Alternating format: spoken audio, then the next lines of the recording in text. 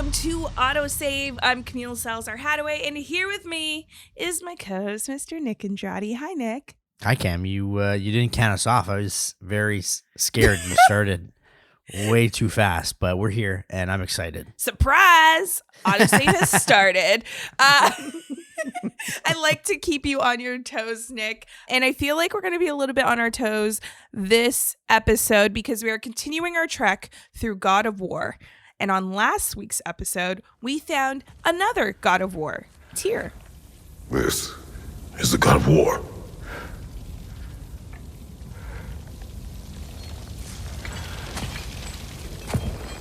Those blades. I know you. God Killer.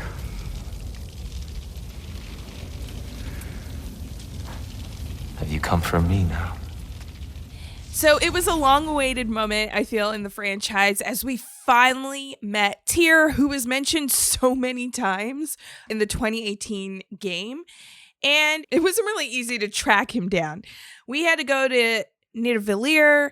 We had to find Durlin, this dwarf who tipped us off to Tyr's whereabouts. And we also fought some Einherjar, two who are really scary. They're like Odin's top minions. Are they Odin's like top minions or guardians of the prison, I guess you would describe them as? They're like his soldiers. They're soldiers. Yeah, it's like army, basically. His little army. We had to fight them off. And it kind of seems like Tyr wants nothing to do with fighting. He is no longer the warrior that the giants spoke of. I mean, he was beaten down by Odin's torture and Odin isolating him. So it makes sense that his hopes are down. And he really doesn't want to kill anymore, which really just leaves Kratos as really the only warrior that is the God of War.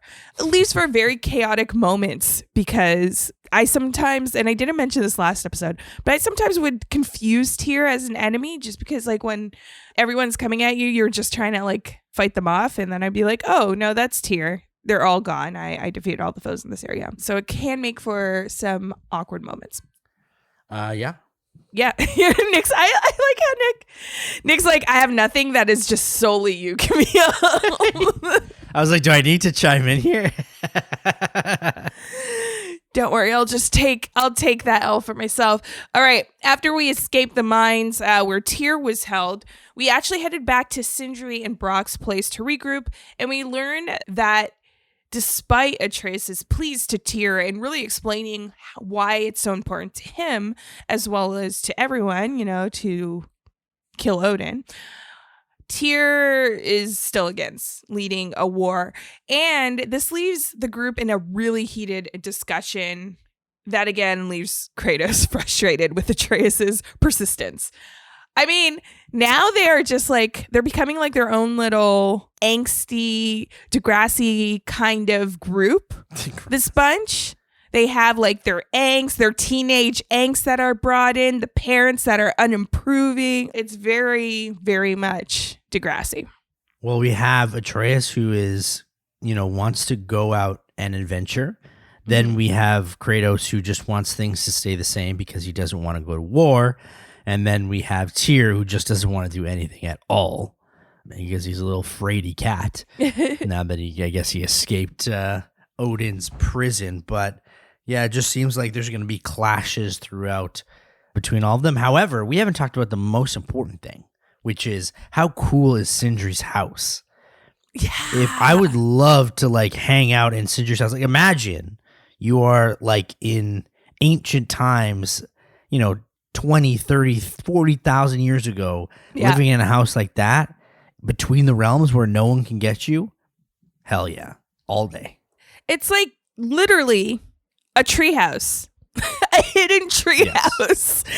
And it's so cool. I don't know how he keeps it so pristine, especially in that time. Like we've seen Kratos and Atreus' house not as clean, but yes. I feel like in that time it's really hard to avoid because they're using wood for these houses and dust will fly outside, in. Yeah. But Sindri has some sort of dust protection spell over his house because it is just immaculate. Now, as we head into today's chapter, I want to actually talk a little about NPCs because we're taking a turn, and instead we're going to be given the reins to Atreus in these chapters for the first time ever. And I'm super stoked on this, but that had me wondering if Ragnarok's giving us a chance to play as an NPC from the first game, which I found was really annoying. So we'll decide if this is good or bad as we play through it. What other franchises, or maybe like even within God of War, what other NPC characters would you want to be playable in a game? I was thinking about this. It is very hard.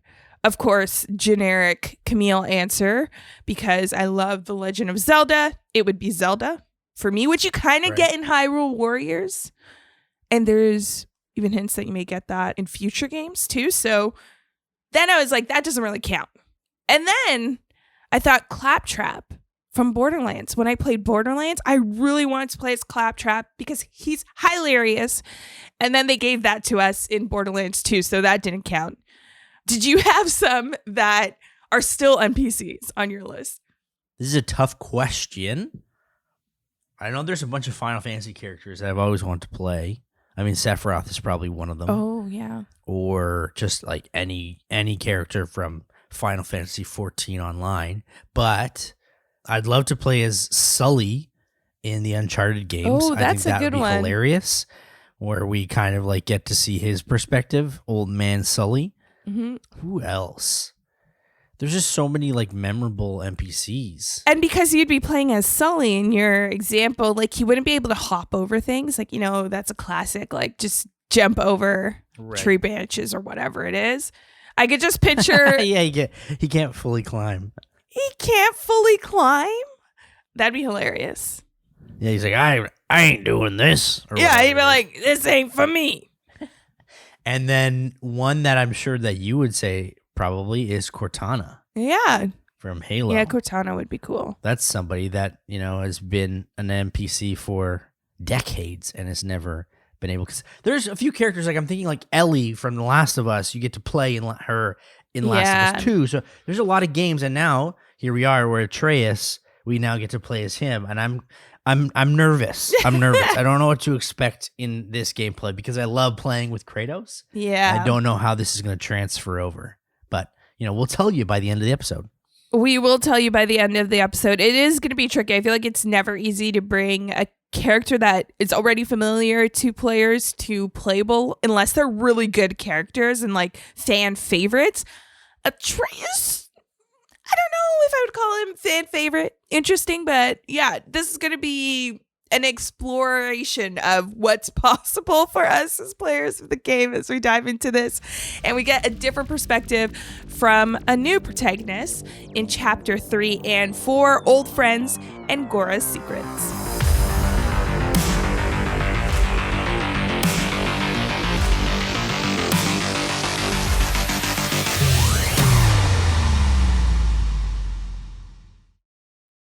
Leave it to Atreus to disturb the balance of video games with this huge and unexpected moment of the game really shifting us from Kratos' perspective to now Atreus so seamlessly.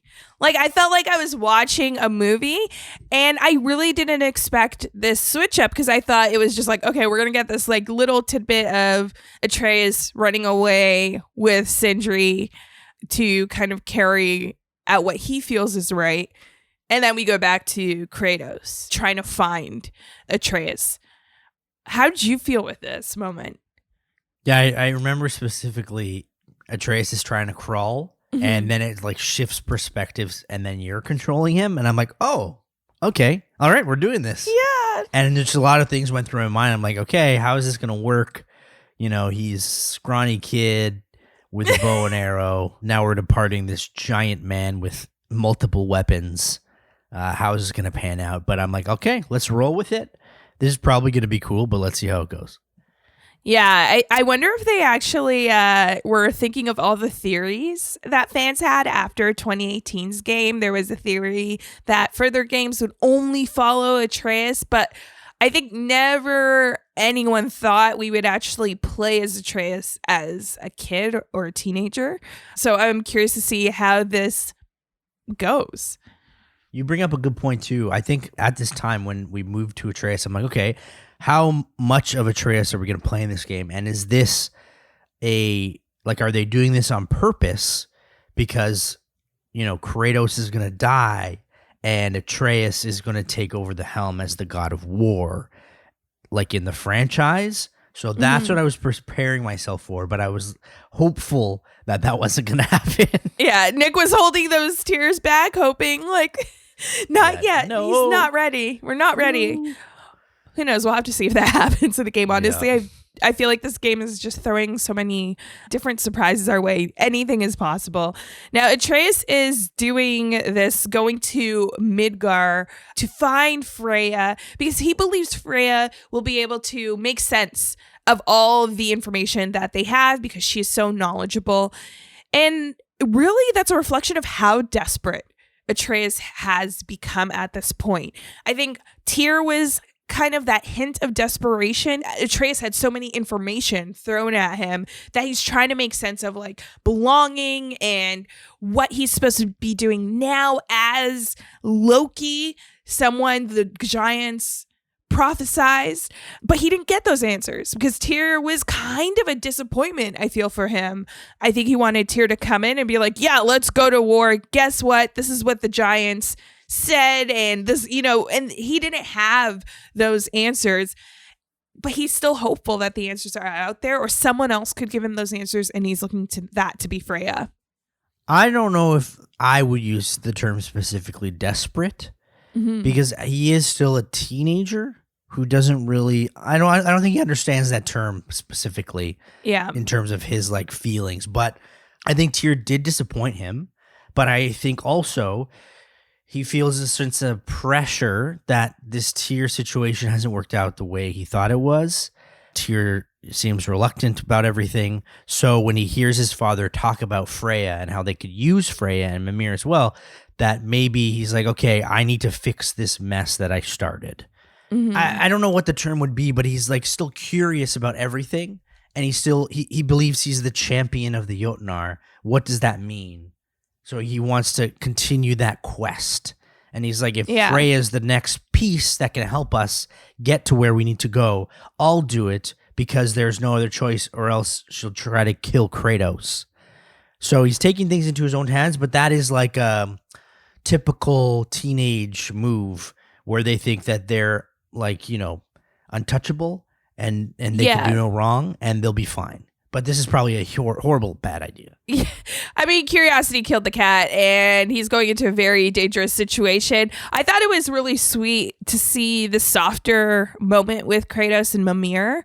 Again, just showing that brotherly bond between the two of them and that guidance. He actually really does want Mimir's insight on how to be a parent. I love seeing this growth in their relationship. But again, I understand why he's concerned. This is a woman who is trying to kill Kratos and has put Atreus in danger while trying to do so. And so many times that we haven't seen, right? So it may still seem fresh because it was near the end of the 2018 game. But remember, time has passed and she's consistently been trying to kill them.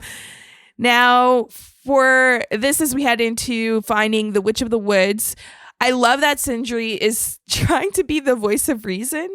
He's trying to be Atreus's Mimir by suggesting that obviously this is not a good idea because A, you're going back to Midgard where Odin can find you. B, you're seeking a woman who, again, is trying to kill your father. And then C, you're doing this all without a plan. So throughout your trek there, Sindri just keeps reminding Atreus of this, and it's hilarious that he does this. But do you think this is a bad plan, going to see Freya? Oh, of course. Of course. I honestly do not think anything good is going to come out of this, and Atreus is going to get A, captured, or B, maimed by Freya. I still think Freya, I think, still cares about Atreus.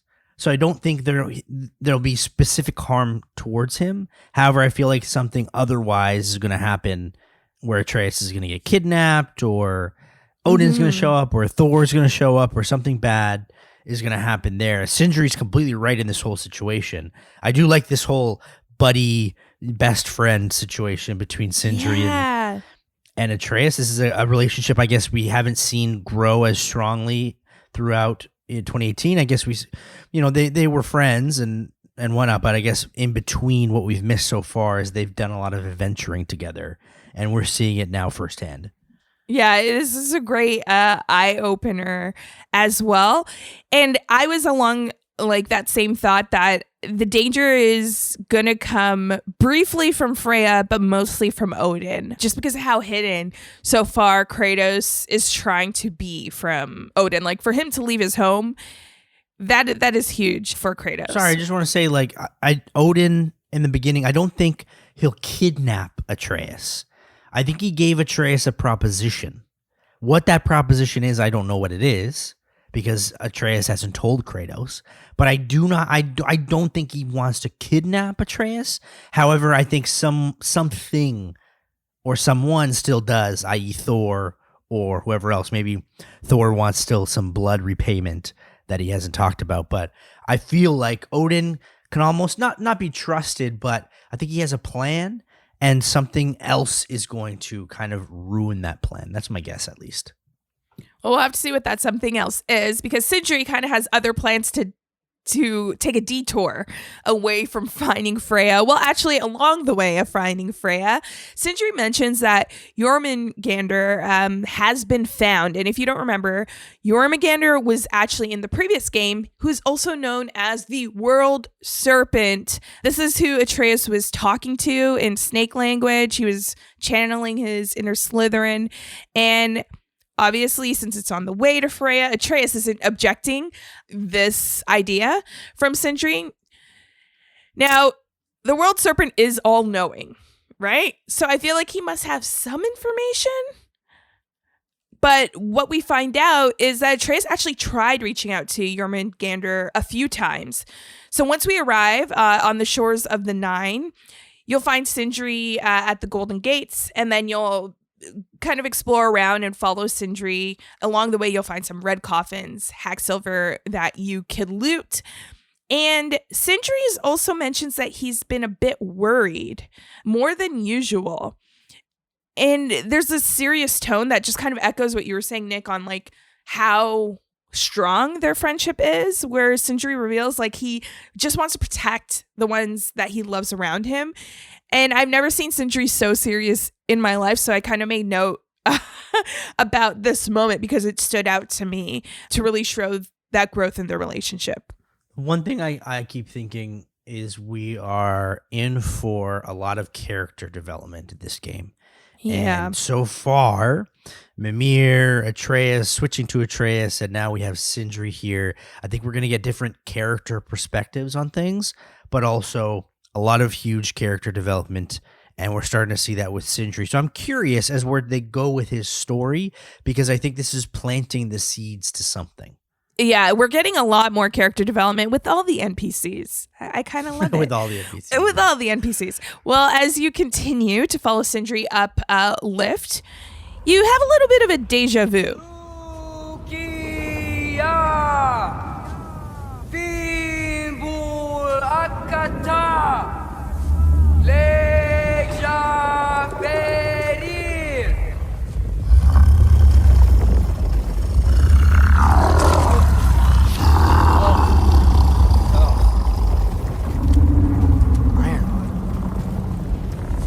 What is that?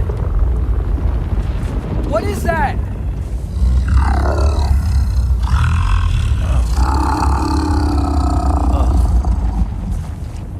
That's all you're gonna say?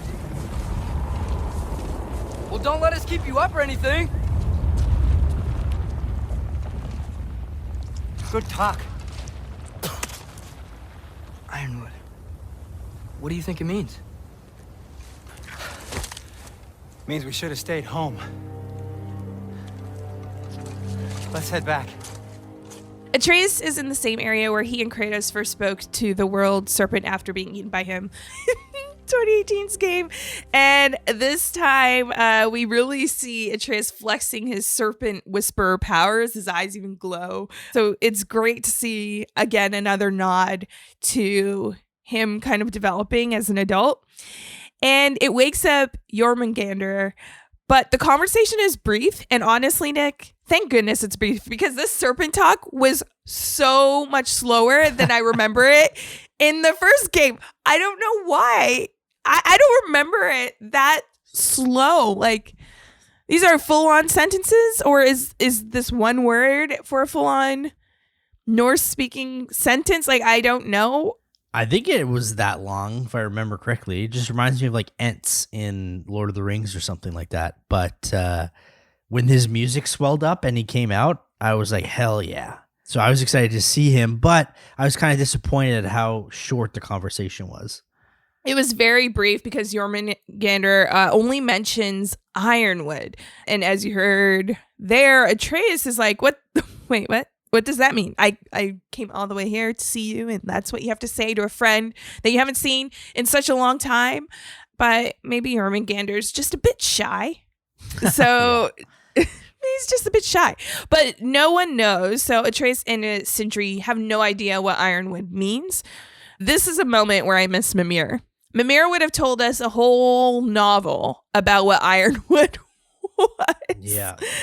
So it kind of sucks that we don't have Mimir right now. Well, with a few answers, though, we do decide to continue to make our way to Freya, and we have to climb our way to Freya. And I mean climb. We are climbing for what seems like forever. And you when you're going through this sequence, make sure to check every crevice, because you'll find more red coffins, lots of enemies that will drop hack silver for you to loot. And we have to do this alone because Sindri chickens out and stays behind, which, thanks for being a good friend and always being there, Sindri. But we finally meet our old friend. But you know who's to blame for everything. I cannot get to Odin, nor do I need to. Ragnarok will take him. Yeah? Well, what if I told you that he came to Midgard? He came to us. Offered peace if we don't move against him. Claims Ragnarok's already been averted. He lies. Maybe. But if you know Groa's prophecy, you know it depends on an army of giants. The giants wait for war in Jotunheim. No. I've been there. There is no giant army. There are no giants at all. Just me. You.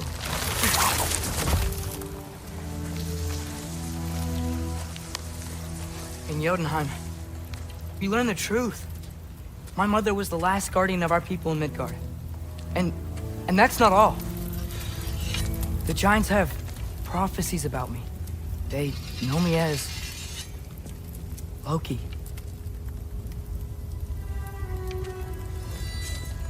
I think maybe I'm supposed to help stop Odin, somehow. But since all the giants are dead and you won't fight Odin, then he's already won. Why aren't we working together? Now that you can fight again! I am far from whole. Okay. So I would hate to approach someone who I'm trying to kind of make peace with while they're sharpening their sword. As soon as I heard that ringing of her sharpening the sword as we were approaching, I'm like, we're gonna have to fight Freya or something like this. This is ridiculous. Luckily, we didn't have to fight Freya. And surprisingly, Freya didn't really want to kill us. She was menacing, though, threatening it a few times. But this scene here reminds me of how Freya is being so knowledgeable, knows nothing from the events between the end of the last game and now. Sometimes you assume these things because you're dealing with so many characters, or there may be some whispers she would know something about what happened, but she knows nothing. She has no idea. She still thinks the giants are waiting for a war. And she doesn't know all the giants are dead. She doesn't know about Atreus being Loki. She doesn't know about Tyr being alive, which, remember, she used to be Odin's wife. So I feel like I thought she would have known something, or like some rumors about him being alive. And she seems, again, really interested with the giants and Tyr. I feel like everyone holds the giants up on this like pedestal because I guess their ability to predict the future. Or that they were supposed to fight at Ragnarok, right? Or Tyr is supposed to rise up with the giants and fight at Ragnarok or something like that. So I'm guessing maybe that's why. I know she wants to like kill Odin. Yeah. Well, who doesn't? Who doesn't want to kill Odin? Right. She hates Odin probably more than she hates Kratos.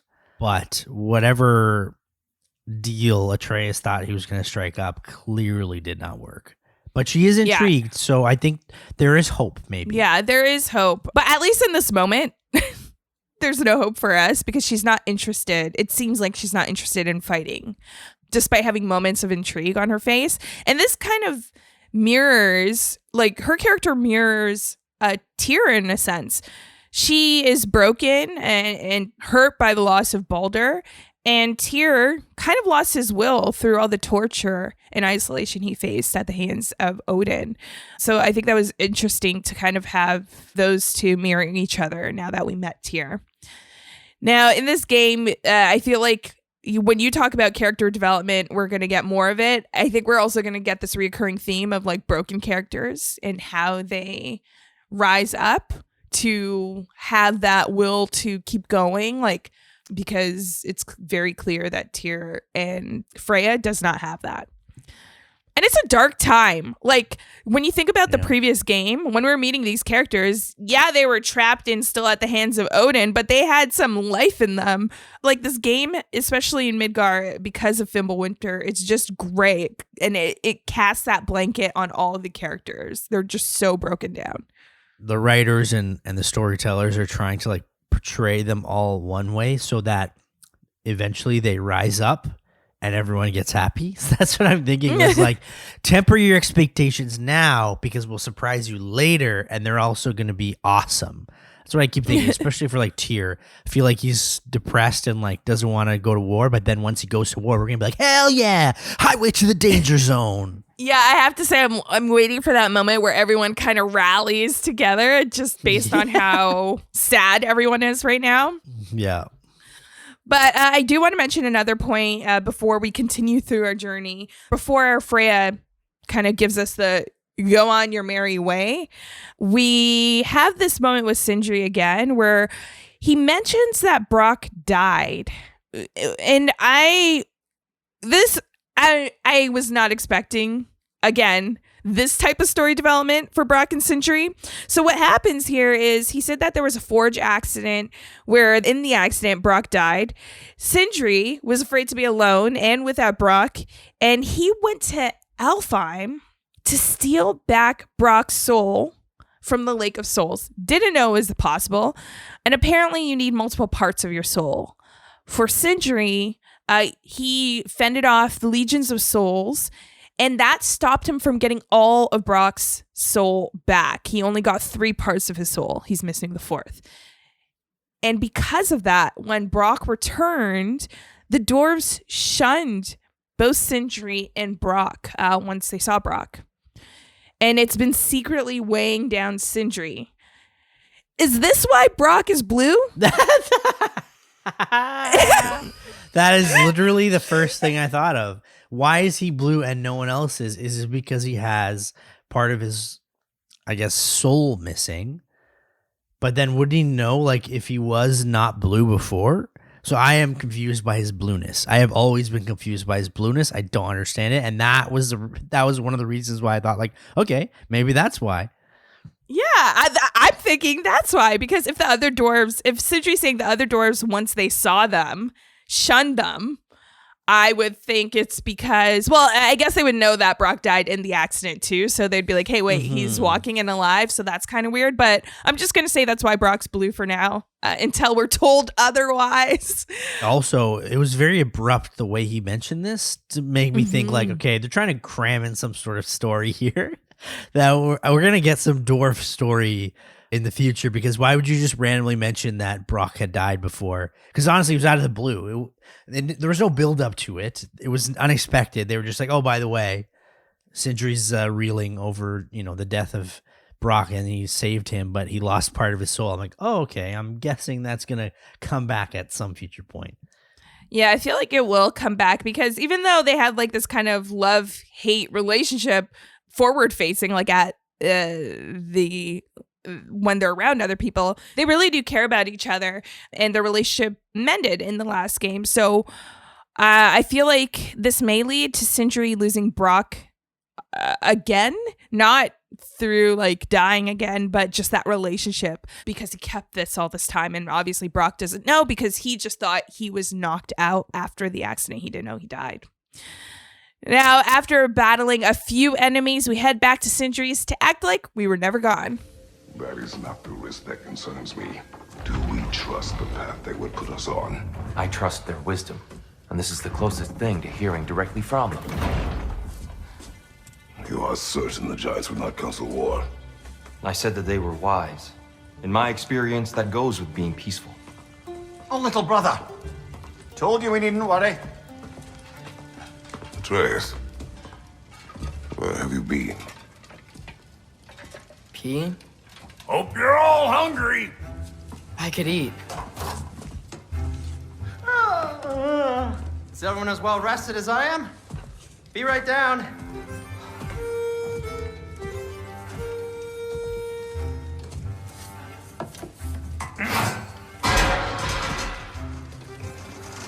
Is this sausage? Sure. Why not? They're so mean to each other. Okay, Brock's just trying to cook for everyone and make everyone's bellies full, and people are criticizing them. But we know it's not sausage, because you could tell that Brock was lying. I loved how you could eat the sausage too. You click to eat or you click to sit down and eat. I thought that was funny. Yeah, it's they are really turning into a Degrassi cast, sitting down, eating some dinner together, some quirky remarks at each other. The drama is building. Oh, in this moment as well, I never knew that Kratos was also the god of Oblivious. He didn't notice Atreus was gone. Are you kidding me? Atreus was just peeing. He was just peeing. No, to be fair, I think it was they went to sleep, right? And then they woke up, and then he's like, oh, I just went to go pee. We've seen Kratos sleep, and he has been in some light sleeps where he just wakes up.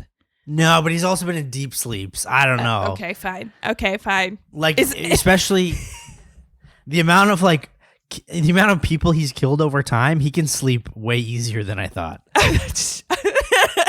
I guess Kratos is a deep sleeper. That's what we learned just now. On this, we also learned that 6 is company 2. If you know that reference, there's company. They're getting annoyed at each other. I just like how Sindri's like, I'm gonna go build a bigger table. Do you think it's Tyr that's taking up too much space? Sindri's super annoyed at Tyr. Super. I didn't think he thought that this many people would live in his house right now, so maybe that's why. Yeah, we know he's very particular about his house. So again, this is a cute moment, as well as that shift back to Kratos again seamlessly. And I do like the call out that Tyr makes even at the end of the scene. He says, Atreus asks Tyr, "You sure about coming to Alfheim with us?" And he's like, "Yeah, sure. I'm ready to go as long as you are. Actually, as long as your father is." And then we know to take control over Kratos, which is really cool. Well, that wraps up chapter 3. After the break, we're heading to Alfheim.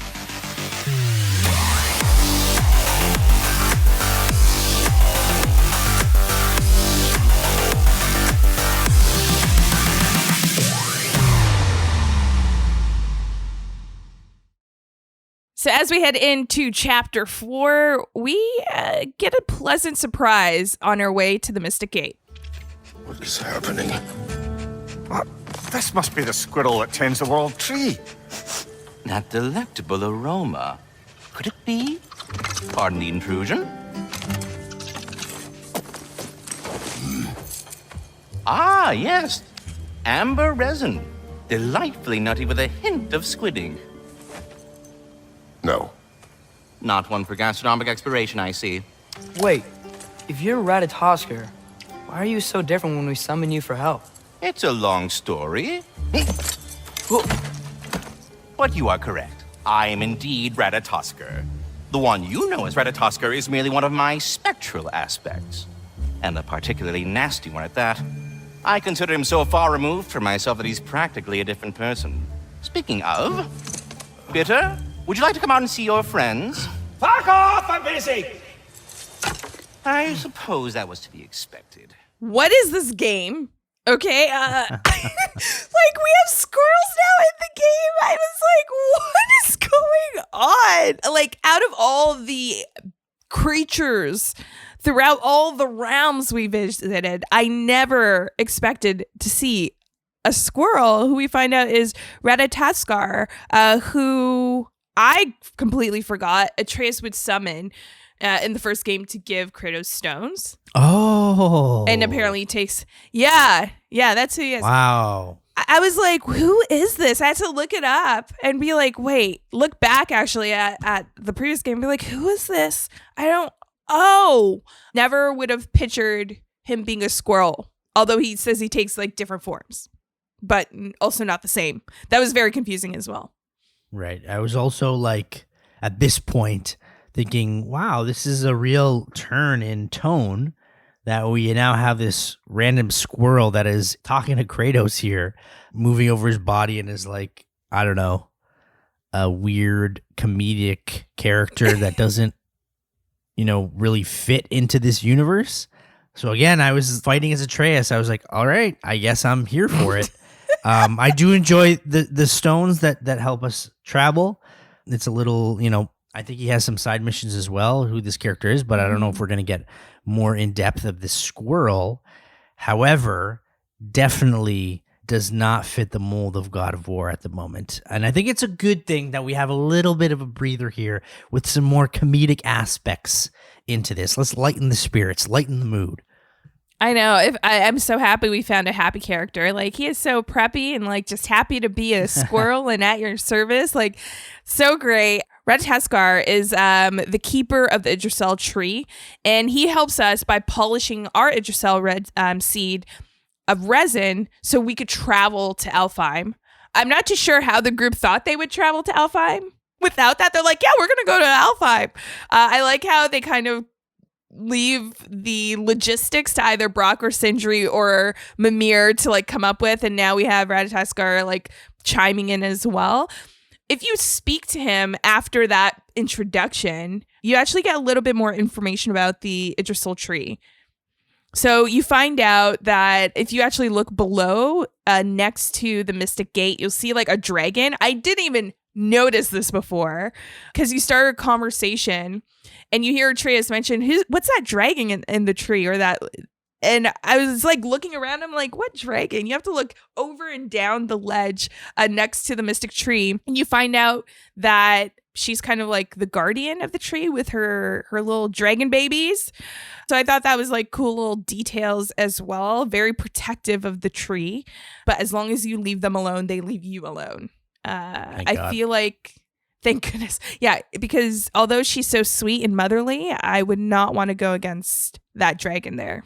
We fought enough dragons in the first game. I'll pass. Passing on all the dragons. Now, when we arrive to Alfheim, Atreus gives us some background, or Tyr actually, some background about his and Kratos' time in Alfheim in the first game, how they accidentally interfered in the war between the Light Elves and the Dark Elves. And Tyr is so unimpressed by the story and the fact that we interfered. We also learn about Freya's brother, Freyr. Tyr mentions that he's cut from a different cloth. I don't know what that saying means. Does this mean he's evil? I have no idea. We'll have to find out. But we learned that Freyr interfered, similar to Kratos and Atreus, with the Elven War, but more hands-on and deliberate. He wanted to create peace between the two groups, and he entered Alfheim to do so. But the peace fell apart when he left Alfheim and kind of abandoned it after he couldn't accept that Freya was going to marry Odin. I do not remember Freya ever mentioning a brother. And this was kind of like, these are like little stories that are just being said on your journeys. I feel like this is a huge, like, this is big information. Yeah, I guess maybe they're cramming in a lot of information for characters that maybe either we'll see or we'll hear about later. But it definitely feels very mythos-y in terms of like, okay, this does seem like a Norse mythology type of story where there's Freyr and Freya and this character and that character, and you know, there's like thousands of years of information about all these characters. But I think it's cool too that Tyr is on our journey with us as well to Alfheim. Again, we're getting introduced a bunch of characters and we get to like have them on our journey. It's not just Kratos and Atreus this time around. We get, you know, some company here, and having Tyr follow us to Alfheim I think is really cool. But looks like there's a lot going on with Alfheim. I'm not really sure where the light and dark elf situation is going to play out, but I feel like it's going to play out in this mission. Yeah, well, as we work our way through Alfheim, we actually encounter a few of the Light Elves who apparently forgot that we helped them in the first game. We helped their cause in the war, but they're attacking us. Kind of offended. But it is satisfying as well to take down some elves again. They were one of my favorite foes in the first game. I don't know if you liked them in the first game. Yeah, I did. I loved the elves. I think they're pretty tricky. But all I keep thinking about is like, what does it mean that we helped the light elves in this situation? Conquer the dark elves in the last game? Because I remember that character, that boss that we fought, who was like, "You idiot, you idiot, you killed me, you dumb. Now you're gonna wreak havoc in this realm." So I really want to see what happens. Exact words. He's like, "You dumb." I love it. Pull up that clip all the time. We need all the characters to say that. But you're right. Yeah, I'm curious about what happened after we left off in Alfheim. But as you continue through, we see Tyr trying to plead with all the elves because he's trying to at least avoid casualties.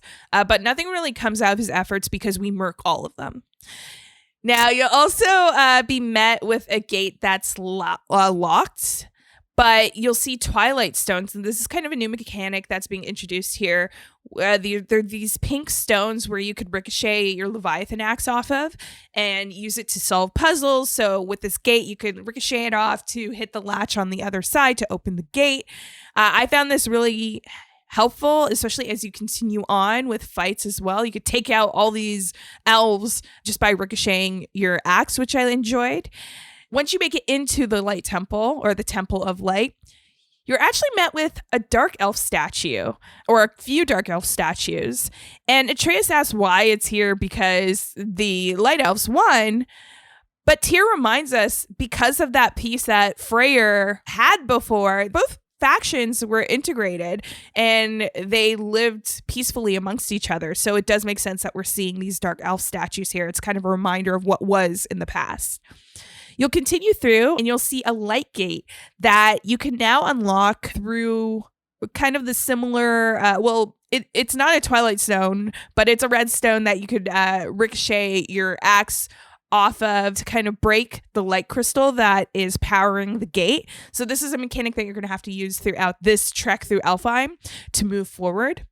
It's interesting, Nick, because you mentioned you're curious to if it was right of us to help the Light Elves because of that one boss that said we were dumb and it just stuck with you. And Tyr has this discussion with Atreus that Kratos sees it from Tyr's end. I guess this is like showing that they are, as God of Wars, they've seen a lot and they kind of have a similar mindset. So Atreus kind of asks the same question that you have. Who was right? You know, was it right to help the Light Elves? And Tyr responds by saying it's not so simple, and really tries to put these thoughts into Atreus' mind. It's funny because Kratos also has been trying to teach Atreus these lessons, and I guess because it's Tyr, Atreus may be taking it in a little bit easier. Oh yeah, because So it's the whole father, family dynamic. You don't listen to your family Yeah. as much as like if your friend or like someone else says it to you, and then your family's pissed off about it. But can I just say, like Tyr in this chapter so far, not a fan of him crying about all the time that we fight elves, and he realizes this too. He's like, oh, they're not friendly, they're trying to attack you every time, and it's like, yeah, Tyr, that's how the world works right now. it's like, Tyr, do you want to die? Then pick up a spear. Okay, you should have took the spear Exactly. and just defend yourself. Now, this whole area, as you're continuing through the Light Temple or the Temple of Light to make it to the top, you will need to keep your eyes open. You're going to find Odin's ravens, artifacts, and chests. So be sure to loot all of those things. You'll move along and you'll learn that the elves have light bridges. Everything is light in the Light Temple. It's all about light, and these bridges are made with a beam of light. And Tyr notices that it's a crystal that the elves also carry on it, and they're on the statues. So you'll break down a huge statue to create a bridge of your own and continue through the temple.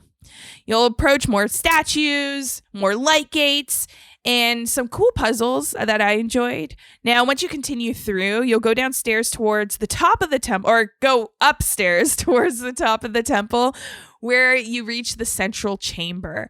There, you'll see a Twilight Stone puzzle to solve, which is pretty easy because Tyr kind of speeds things up and does the puzzle for us. And then we approach a lift to the top of the temple.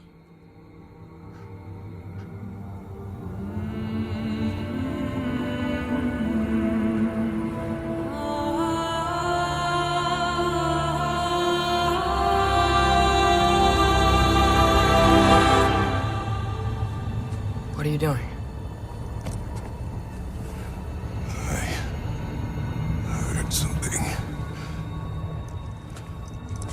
Father, she's gone.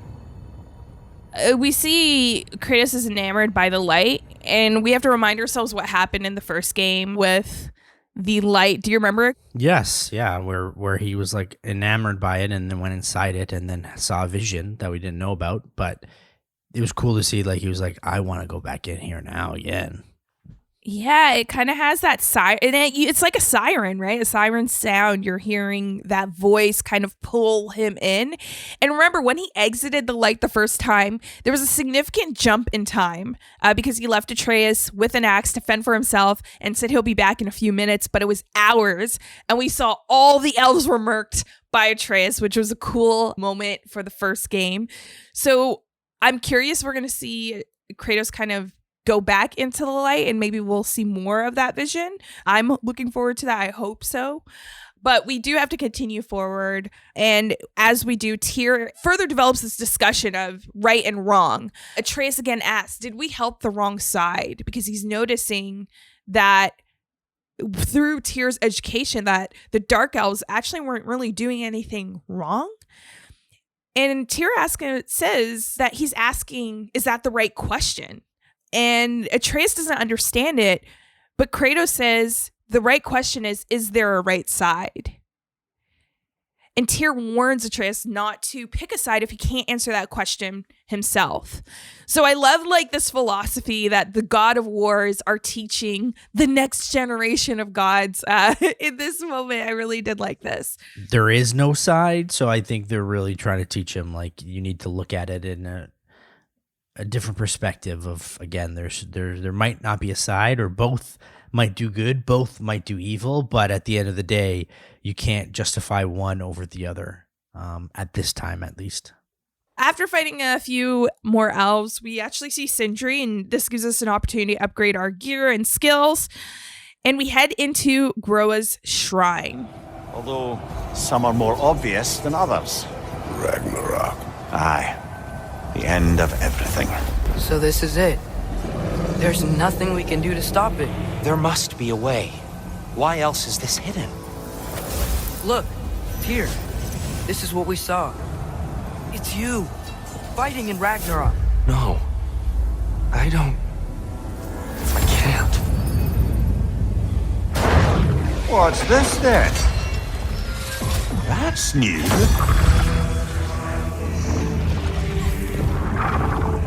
Asgard is destroyed?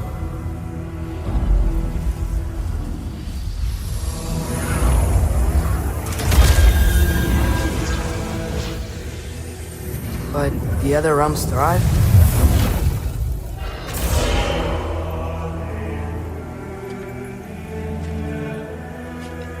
And Odin dies.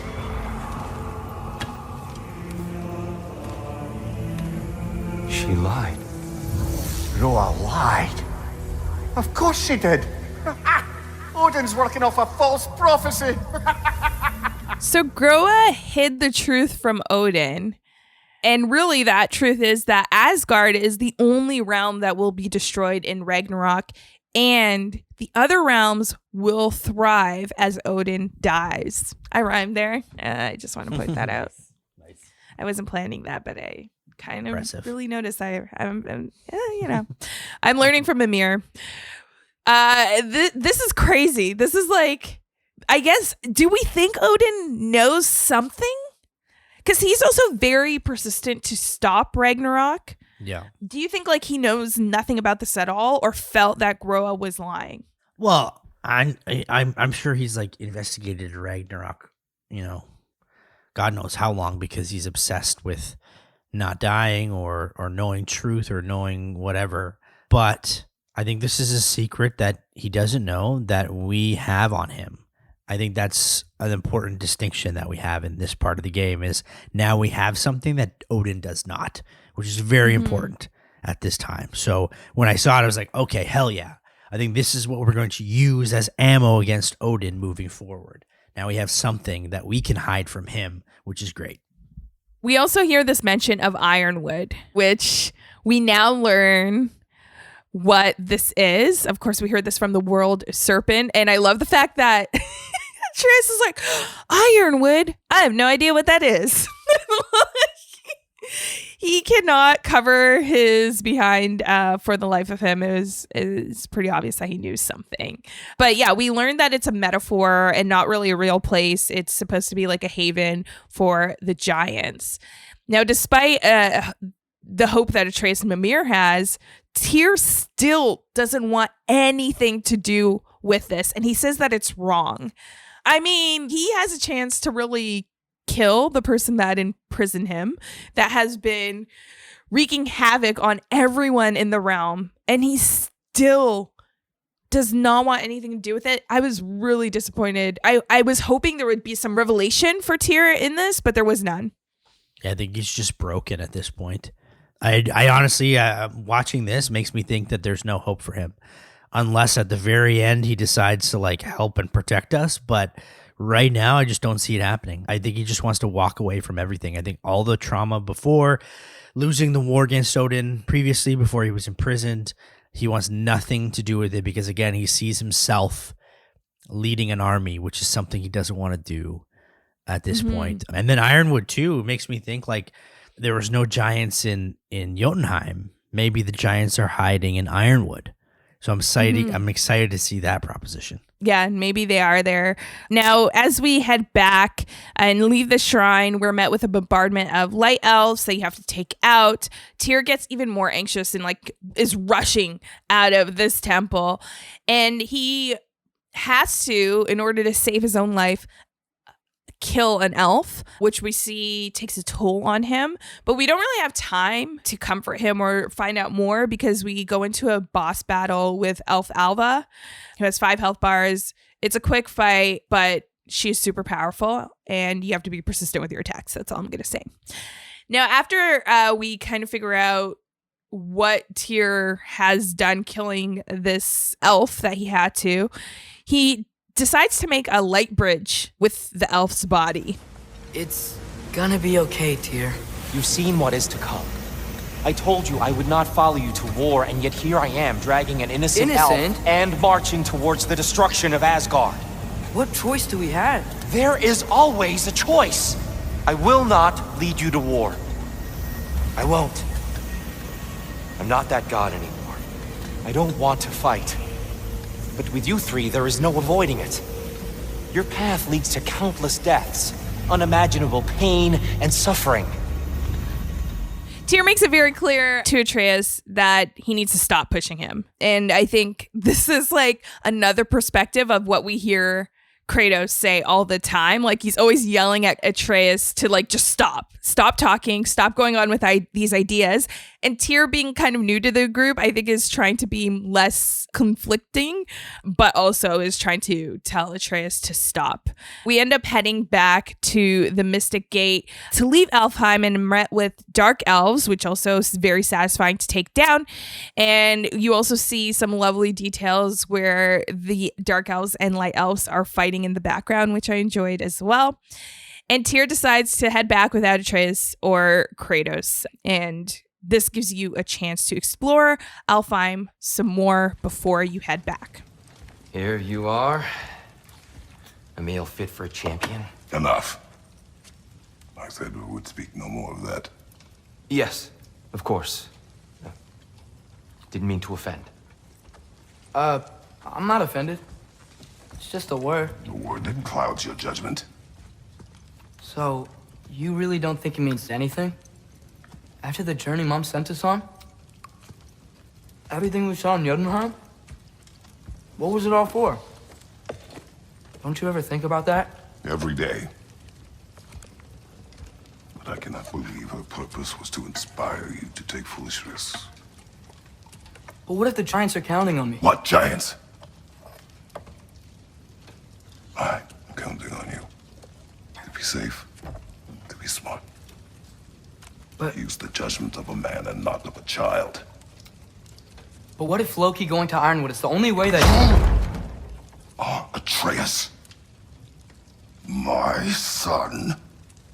I feel like in these moments, I'm really starting to feel, and I kind of pulling my teeth saying this, I'm feeling bad for Atreus. Like, despite his annoyances, he's learning a little bit more about himself, but then that's always met with a path of more questions. And, you know, he's really trying to come into his own, but how can he if he doesn't yet understand who he is supposed to be and what his past is, what people hoped for him? How do you feel with that? Like, I don't think Atreus is acting irrationally or anything like that. I don't think it's fair that Kratos is almost putting in his own perspective of the journey that he's been on through the years with, you know, all the Greek gods and where he is now. And he doesn't want Atreus to follow in those footsteps. But what he's doing is he's trying to restrict Atreus. So that's making him more curious. But it breaks my heart when, you know, Kratos says, like, you're my son, you're nothing more, you're not this champion, you're not Loki, you need to understand that. It's like, well, that's not fair as well. Like, you can't just, you need to put all of this into perspective. You can't just shut it down. And if you do that, and I think Mimir's been trying to tell Kratos this quite some time, is like, if you push him away or if you don't feed his curiosity, then more problems will ensue. So I think shutting it down is not the right thing to do, but also Tyr with his little, jab of like, here, champion. It's like, get the hell out of here. This guy's been a little crybaby this entire time, and then like makes that comment when they get back. Get out, and then he's like, "Oh, forgive me." Oh yeah, forgive me. What bullshit? It's like, yeah, calm down. Don't get involved. You're the newbie. We see that Atreus actually takes out a charm that if you looked closely when he was in Groa's shrine, he found in the shrine, and he picks it up. It's like a ball. It's like a marble, right, I guess. Yes. And he falls asleep while saying Ironwood with this marble in his hand. And he wakes up to a girl's voice saying Loki. And there's this really weird shrine-y sequence. Like, it's like that same kind of like gold dust. Gold dust. Not the wrestler. That's what I thought you were saying. But it is. Okay, in the shrines, there's like sand and like it's all golden. It is and actual gold tells dust. the future. Yeah, it's actual gold dust, okay? Yeah. But he is instead met with images of his younger self. And he says that these are all the bad things that he wishes he forgot, like killing Baldur. But instead, one of his younger selves turns on him and starts to inflict the pain of that scene to him as though he's Baldur, from Baldur's perspective. And he's kind of shot down or like stabbed to the ground, feels the pain of that stab wound he inflicted to Baldur in the neck. And then he picks himself up and he's found in a completely different environment. And it's now a wooded area with a wolf watching him. And you have to follow that wolf, and you'll shortly notice that you're actually with a pack of wolves. It's really cool. On the way through, you actually hear Atreus converse with them as well, because we know that he has this ability to speak to animals, which I thought was really cool. What'd you make of these two scenes? It's imperative that Atreus, I don't know, like he had a lot of anger issues in the first game that he hasn't addressed really in this game. It seems like he's a lot calmer, at least, which is good. But he killed Baldur by accident, to be fair. But the one that always, strikes me is when he killed Modi. He literally just like went up to him and stabbed him in the neck. And we don't. Oh, actually, you're right. This is Modi. Oh, it's right? not Baldur? I think no, because Baldur was like, it was the arrow. Yes. This is Modi. Yes. Yeah, this is Modi because he stabs Modi in the neck. Yes, you're right. This is Modi that he's killing in this moment. And just to like look at that, and he really has to not almost atone, but I think he needs to maybe not rush everything he's trying to accomplish right now, because you kind of have seen what happens when his temperament is not in the right place, and he ends up murdering people. So maybe he turns into a killer. Yes, maybe heed some of your dad's advice here. Find some sort of middle ground. Find the middle ground, and maybe the middle ground is in this wooded area amongst the wolves, because I feel like we're going to meet a new face. I'm not finished with it yet.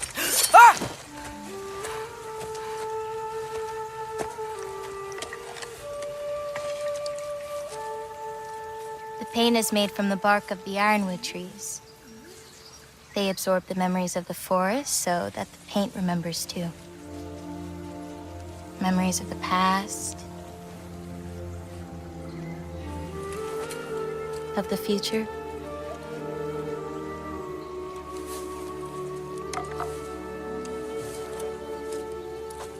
I'd hate to get blood on it.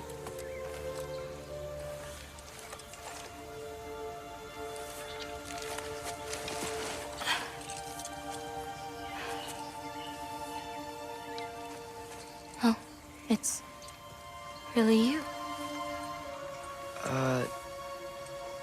You know who I am?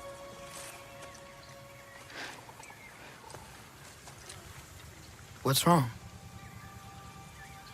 I've been waiting my whole life for this moment. Now, Angrboda confirms that this is Ironwood, and she's been waiting for Loki. So I'm guessing she is the girl that we heard calling out to him. What the heck? Another giant? Like, what? And she looks so cool too. Oh my gosh, so excited. I'm not that surprised, only because I saw her in the trailers. So Yes. I was just waiting for when she was going to show up. But I'm surprised that he basically dreamed himself into Ironwood. Like, I'm not really sure how that works exactly. Just click your heels 3 times and you'll be wherever you want to be. Just Rub like the marble. Wizard of Oz. Rub the marble. Rub the nice. marble Yeah. 3 times. Yeah. There's no place like Ironwood. There's no place like Ironwood. There's no place like Ironwood. Bam, you're there with a new friend. I'm really interested to see the dynamic of these two. Like, we don't get too much answers in this scene, but you already see, like, at first I was like, oh, she's so mature and like there's so much like wisdom like she must hold. And then she kind of like messes up with how she interacts with Atreus and like needs to start over. So you see that she's probably around the same age as Atreus. So I wonder how now having someone his age, like how that will change the dynamic. We say his age, but maybe she's like thousands of years old. Yes, I guess so. But I mean, hey, I'm really excited to see how these two play out and what we learn. I feel like she will have the answers that Atreus is looking for. And this, like, Ironwood just looks so luscious. Like, I'm really loving these different environments that the game is sending us to. Like, it's making me curious, making me want to explore the game even more. And also figure out what the heck's going on and what Loki is supposed to do. But we won't know that until we head in to the next chapter. That's it for chapter 4. After this break, we're going to break down more of our thoughts.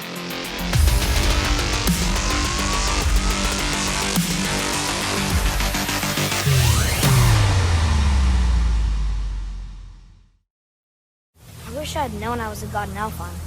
I wouldn't have felt so bad about killing so many elves. What's going on? Was that a mask? I mean, just knowing we're gods makes me feel so much stronger. Where am I? It's all you ever talk about, over and over. Do something about it or shut up already. Little people's little We're problems. sick of hearing about little people's little problems. Memories. And not nice ones. Hearing younger Atreus talk and kind of have older Atreus reflect back on it made me realize how annoying Atreus was in 2018's game and how much he's grown. So I actually cherish this version of Atreus even more because I have that reminder. And you know what? I really do like to see that the game is forcing us to reflect on that, like the evolution of Atreus in this moment and the fact that he doesn't want to go back to being so irrational. But like you said, his actions are leading him to be irrational. So it's like, is that avoidable or is that just a common trait for him? What stands out to me in that cutscene specifically is when he hears himself saying little people, little problems or whatever it is, and he repeats it in a way he's like shocked at himself and how he acted. And I really do think he's reflecting here of, I do think there is a difference. Yes, he's very excited and wants to, go on this journey and discover who Loki is. But at the same time, there are little remnants that's reminding him of kind of to be, to temper down a little bit. And I think this is one of the moments where he, replays all of these moments in his head of when he was a kid. And how can he, one, be persistent in his journey, but two, do it more at a thought-provoking level where he's actually understanding the choices that he's making, which I think this whole game is going to be about our choices and the choices we make. Tyr mentioned it in the previous chapter, that we always have a choice. So we'll see where this goes, but it's good to see that he kind of understands that he was a brat. Yeah. He was a brat. He acknowledges it, which makes all of my feelings towards 2018 Atreus valid. They're all valid. In these 2 chapters, you'll actually see a lot of cool tidbits as well playing as Atreus because he does play differently. I actually found that I enjoyed Atreus a little bit more because he's so agile. Sometimes, especially when you're holding Leviathan as Kratos, it's heavier, slower. So I liked the agility that Atreus brings to the game.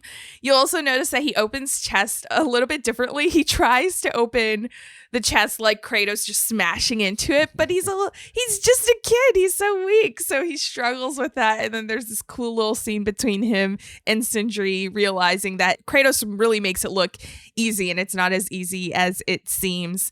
He also speaks a lot to himself because he's indecisive. Going back on what you said with choices, I wonder how that will play into his choices. But you also see that he's coming into his own through these conversations that he has with himself and Sindri. I love these conversations with himself because it almost like I have inner monologue, I have inner dialogue. I might talk to myself here and there. So it's nice to kind of like see him like kind of talk things out with himself half the time. It's pretty funny. But yeah, I enjoyed Atreus's journey. I thought I was going to hate it of us playing as him, but I actually enjoyed it quite a bit. I did as well. I also enjoyed revisiting Alfheim. As I mentioned, I loved getting to fight the elves again. But we also see a new environment for Alfheim because it's obviously in the Light Elves' control, so you no longer have the Dark Elves sludge all over the place and kind of that dimming effect that the first game had when you visited Alfheim. The use of Twilight Stones, again, I really do like that. It's cool in battle when you have a bunch of Twilight Stones around the enemies and you could ricochet Leviathan off of it to like just keep consistently hitting some of the elves that are in the center of it. One thing I did not like, and that got me really frustrated, is trying to kill all of Odin's ravens. Okay, there was one raven in particular. It was in this gate in Alfheim earlier on, and what you have to do is ricochet off your Leviathan axe off a Twilight Stone to hit a latch that's behind the gate. But you have very limited options for the range, and then needing the right angle. I couldn't get it, and I spent 15 minutes trying to get it. I refused to look up a guide, and then I had to make a choice, Nick. I made the choice to leave that raven behind. I didn't kill it, so if Odin finds me, I know it was my fault. I know which one you're talking about, and you're going to hate me here, but I did it in one shot. No, you did not. I did. Oh my gosh. Yeah, and there's so some pesky you. ravens out there, but this one specifically, I do remember. And my strategy with ravens, at least, is get the ones that I see or that are easy, and then I'll go back and do them later. Because for me, it wasn't that imperative to do.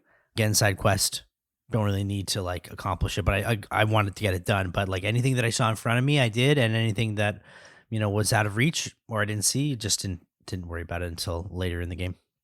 Oh, I wish I could be all cool and nonchalant about the ravens as you, because for me, this is a huge part of the lore and the main story. I mean, these ravens are the eyes of Odin, Nick. Okay, if you leave one raven behind, you never know if Odin will be around the corner.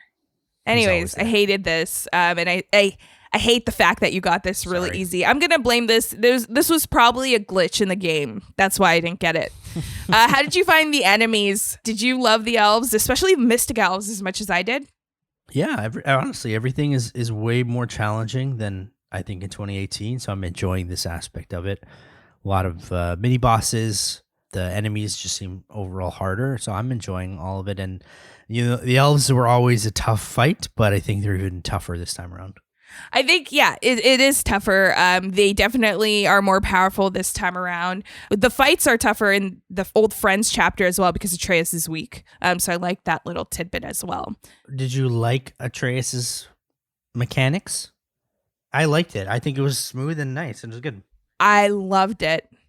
I enjoyed it. I like the agility. I like the range that Atreus has. I just wish it was a little bit more powerful. I guess the only like one thing I have is he really beats down enemies with his bow. And I think that's kind of lame a little bit. This is like, honestly, like just attacking with the bow constantly is pretty funny. It is funny because he has to like go to that. He's not really a warrior in the same vein as Kratos. So he's just like trying to bludgeon them to death, I guess, with his bow, which is pretty strong because I feel like it would have broken by now. But it sounds like we both agree we would probably want to revisit Atreus soon. Hopefully the game will give us another opportunity to play as Atreus. And I think that's in store for the next chapter as we meet Angrboda and understand more of who Loki is. But we'll have to find out next time on AutoSave. AutoSave is produced and hosted by Nick Andrade and myself, Camille Salazar-Hadaway. The show is also produced by Dylan Wilson. Gameplay and additional elements provided by Chris Zeiser. Technical production by Greg Fillion. Executive producer Clayton Hansler. You can follow the show at AutoSave Podcast on Twitter and AutoSave Pod on Instagram, YouTube, and Twitch. You can subscribe to the show wherever you're listening to it right now. And if it happens to be Apple Podcasts, kindly leave us a rating and a review, but only if it's good. AutoSave is a Soda original hosted on the Soda Podcast Network.